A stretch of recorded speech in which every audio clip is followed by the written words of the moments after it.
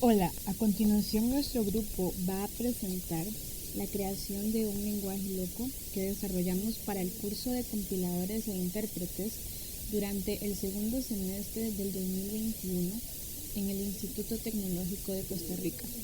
Nuestro grupo, llamado Bomba Fork, está conformado por Rodolfo Cruz Vega, José Murillo, Lucas García Ortiz, Pablo Peraza, Fernando Ogalde Green. El lenguaje que nosotros desarrollamos se llama Bomba Fork.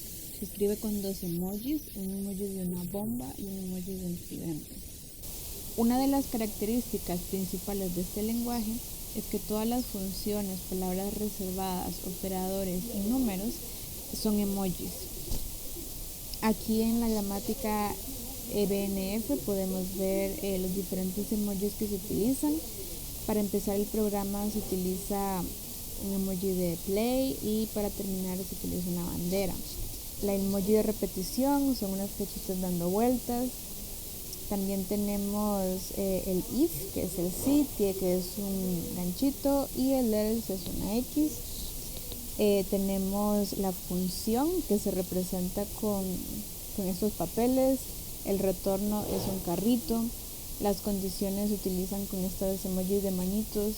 Tenemos la asignación, donde el identificador para asignarle algo se indica con un globo que se le va a asignar algo y luego se pone el literal o la expresión matemática que se le asigna. Tenemos el comentario, la entrada que se indica con un micrófono, imprimir que es con este cuadrito de texto. Los parámetros se separan con este bowl de fideos. Las variables locales son una casita. Las globales indican con un planeta. El error es este símbolo de algo explotando. El valor verdad es un angelito o un diablo. El texto se mete dentro de estos dos emojis de flechitas. Luego tenemos el operador, que todos los operadores los cambiamos por emojis. El emoji de los palillos chinos representa la división entera y el de la basura representa el residuo. También tenemos comparadores, que esos en orden serían mayor, menor, menor igual, mayor igual. Y tenemos los enteros, que es, todos los números los escribimos con emojis. El sol representa los números positivos y la luna representa los números negativos. Para los números flotantes, este emoji rojo con un circulito representa el punto decimal. Entonces todos los números que van después de ese emoji son decimales. Aquí hay un ejemplo corto de la impresión de un Hello World escrito en Bomba Fork. Aquí podemos ver que tiene un comentario que dice programa que imprime Hello World. Y luego se le hace un print. Y en el print se tiene entonces el string Hello World que se imprime. Y luego se acaba el programa. En este ejemplo se puede ver que está escrito el nombre del lenguaje dentro del programa, Bomba Fork. Esto no es algo necesario para escribir en Bomba Fork. Como podemos ver, de hecho, la Bomba Fork no aparece en ninguna parte de la gramática BNF. Pero si se escribe Bomba Fork en alguna parte de nuestro programa, ocurre algo muy interesante. A continuación, mi compañero les va a presentar sobre el explorador. Bueno, yo voy a explicar lo que sería la parte del explorador de bomba tenedor. La idea del explorador es que se analizan los componentes por medio de tokens y si coincide, pues se almacenan los tokens y si no, se devuelve un error si el token no es esperado. En este caso nosotros tenemos los archivos .bt que son los de bomba tenedor y por medio del regex se va evaluando el archivo bt. Este sería, por ejemplo, el archivo bt de una función. Y lo que hacemos es que se identifican primero los componentes. Son los diferentes tipos de componentes que tenemos. Y esos tipos de componentes pues se almacenan con un tipo, con el contenido del componente y la fila y la columna. Posteriormente ya se realiza la expresión y ahí se van comparando los tipos de componentes con el regex del emoji. correspondiente al emoji de cada tipo. Y eso se guarda en un archivo de resultado que se va procesando línea por línea. Y ese finalmente lo imprimimos para que se pueda revisar cuáles son los componentes que se procesaron y cuáles son los componentes que están dando algún tipo de error. Entonces aquí vamos a ejecutar este explorador solamente para esta función BT y podemos ver este resultado donde se tienen los componentes, el tipo de componente, el componente que es y la fila y la columna. Y así igual por cada uno de los componentes se van separando y se imprimen para el usuario. De igual forma, si quisiéramos ver un caso de error, podemos ejecutar función con error. En este caso sería esta que tiene un carácter que no es reconocido. Al ejecutarlo podemos ver que separa los componentes, pero nos dice que aquí tenemos un error en la línea 7 y en la fila 8, donde estaría el carácter que no corresponde a la gramática de bomba tenedor, que vendría siendo este. Entonces, en resumen, pues el resultado final es una lista con los componentes para procesarlos y hacer el siguiente paso, que sería el analizador. A continuación voy a hablar o explicar un poco lo que vendría siendo el analizador de nuestro transpilador, ¿verdad? Del de bomba fork.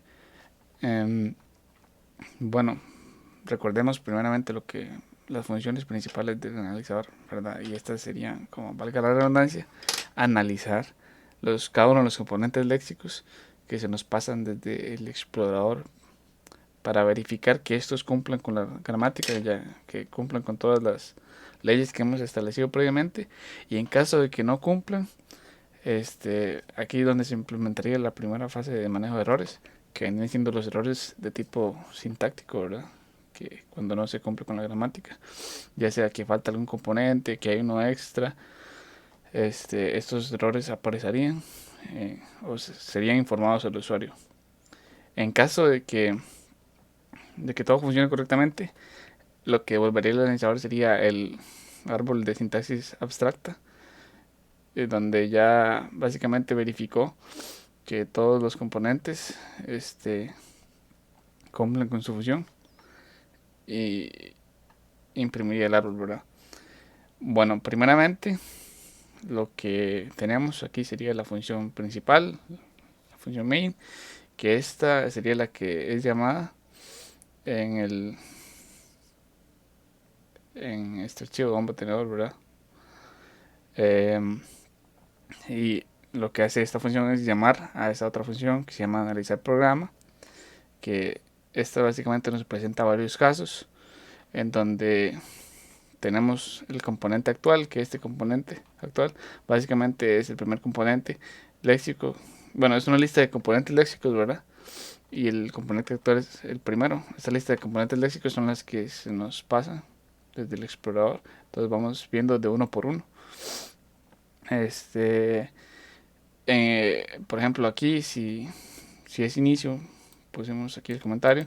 Esto quiere decir que es la primera, es para verificar, perdón, que es el primer emoji o ¿cómo decirlo? Este es el símbolo que da inicio a una instrucción. Entonces, aquí se verifica, en caso de que sí sea, se sigue con el siguiente, ¿verdad? En caso de que no, pues se rompe el ciclo, ¿verdad? Y ahí vendría siendo donde se implementa uno de los errores. En caso de que sea una asignación, ¿verdad? Agarramos el componente actual, lo comparamos con un identificador y verificamos también que el componente venidero ya no sea una asignación o sea también una invocación. Para eso tenemos sus funciones que más adelante se van a ver.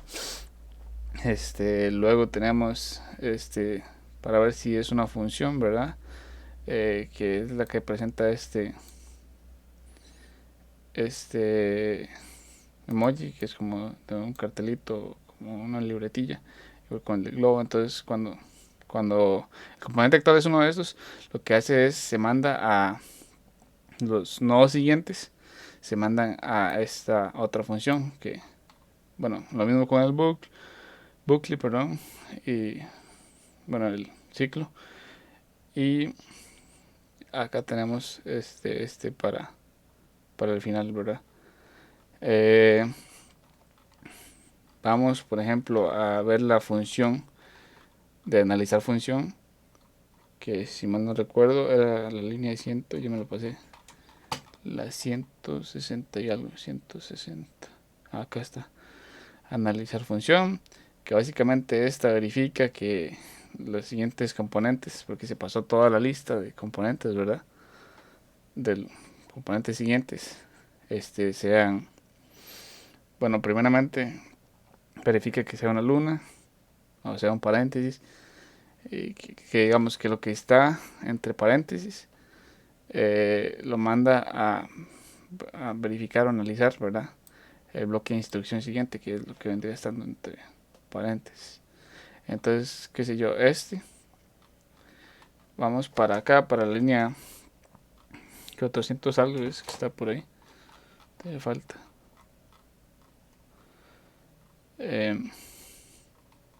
300 acá.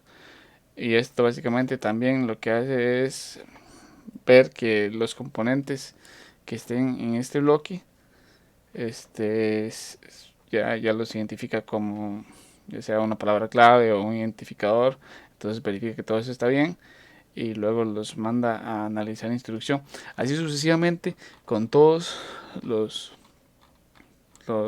componentes que se van dividiendo en más elementos, como bien dice el dicho de dividir y vencerás. Así vamos dividiendo toda la lista de componentes léxicos en más elementos para poder analizarlos por separado.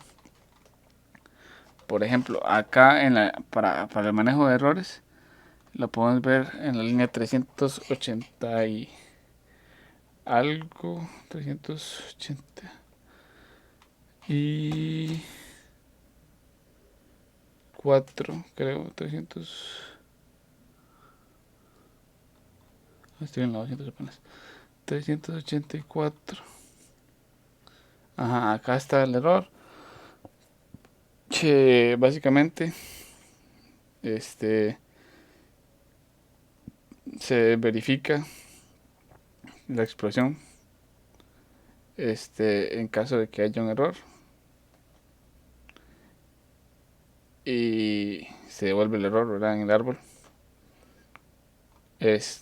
También podemos ver acá cómo se analizan los literales para verificar si son textos, si son números.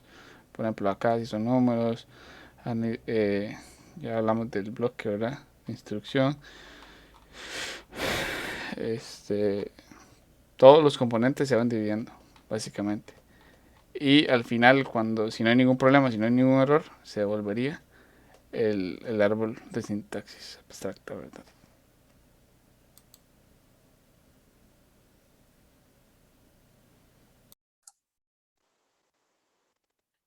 Verificador.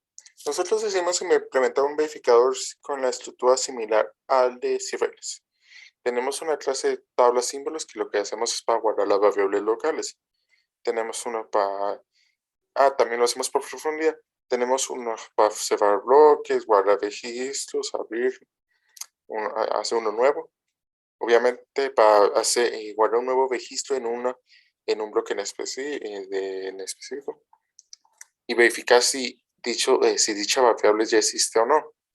Después tenemos una clase visitante que, para hacer la redundancia, su función es visitar cada nodo que existe para guardar las variables, verificar el tipo, que no entre en conflicto, como digamos en una operación matemática, guardar un string.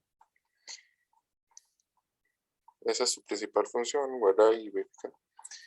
Y para ir finalizando con el verificador, lo último que tenemos es disculpa que sí está hasta abajo.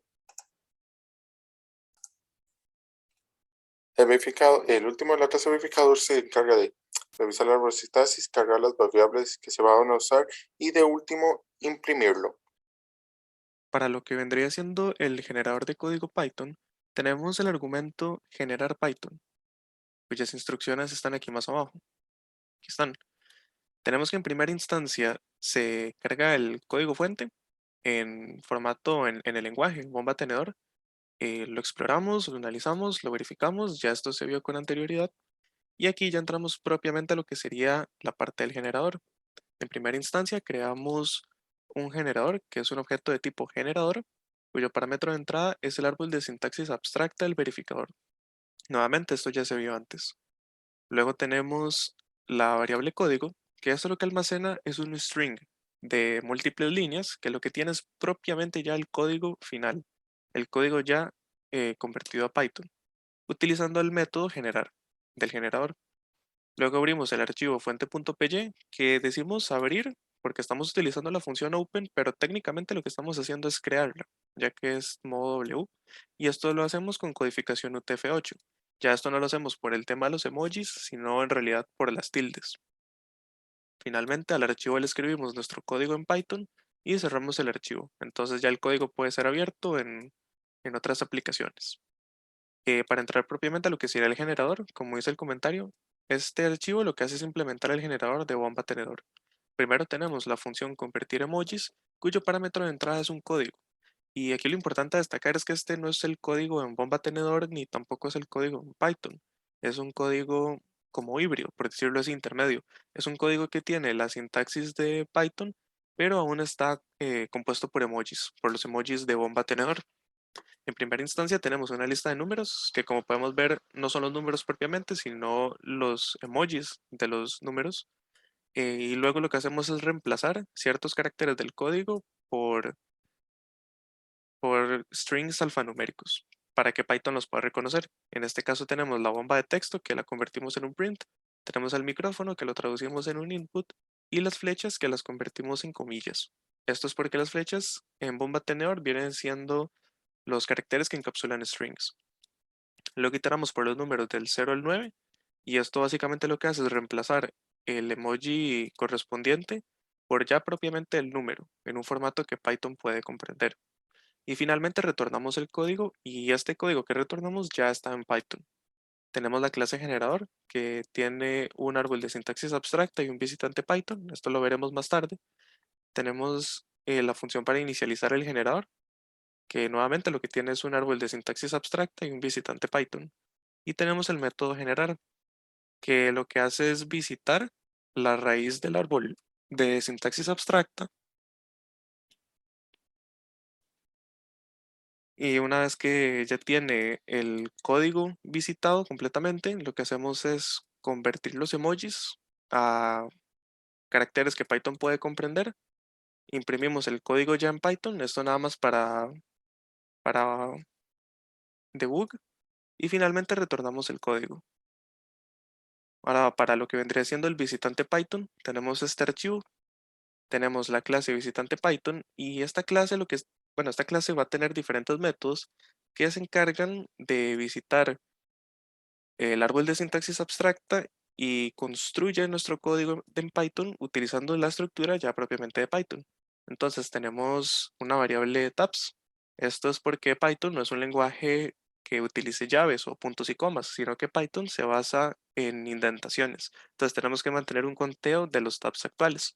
Tenemos el método visitar, que contiene una lista de tipos y una lista de métodos. Ojo, estos son los tipos de nodos y estos son los métodos para visitar un nodo dependiendo de su tipo. Van de uno en uno. Entonces, iteramos por cada uno de los tipos de nodos y si el nodo en el que estamos actualmente corresponde a ese tipo, entonces lo visitamos para construir la sintaxis apropiada en Python.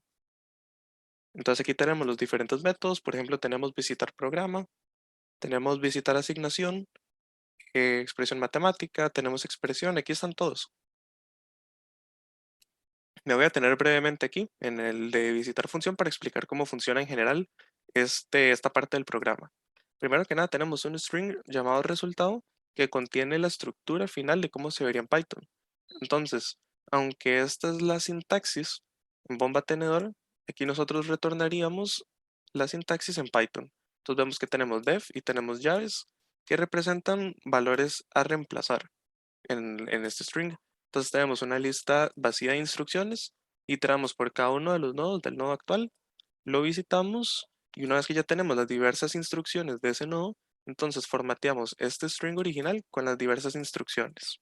En este caso sería reemplazar estas llaves por el identificador, estas por los parámetros de la función y estas por las diversas instrucciones que tiene la función.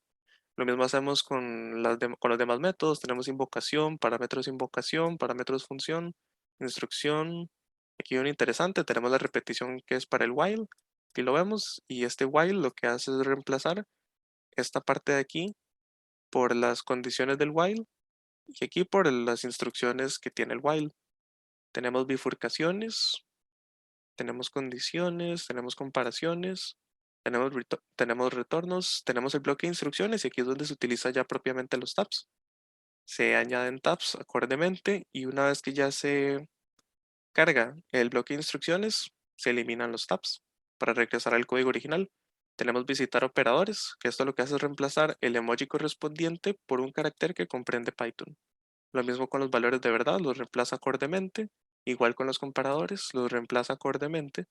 Y finalmente aquí tenemos el método retornar tabs, que esto lo que hace es añadir tantos espacios como tabs sean necesarios.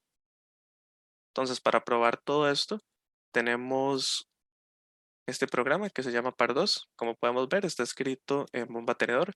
Esto básicamente lo que hace es que toma estas dos variables, jugador 1 y jugador 2, con 1 y 9, la suma, les saca el módulo 2 para determinar si son pares o no, y si resulta que efectivamente ese valor es par, entonces imprime en consola el resultado es par.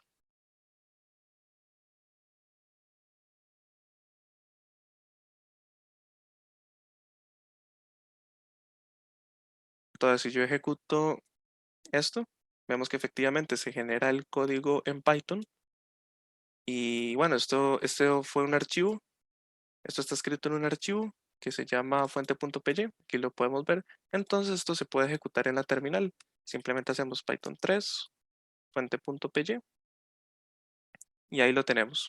Tenemos que 1 más 9 es 10, módulo 2, 0. Así que efectivamente el resultado es par y se imprime en consola.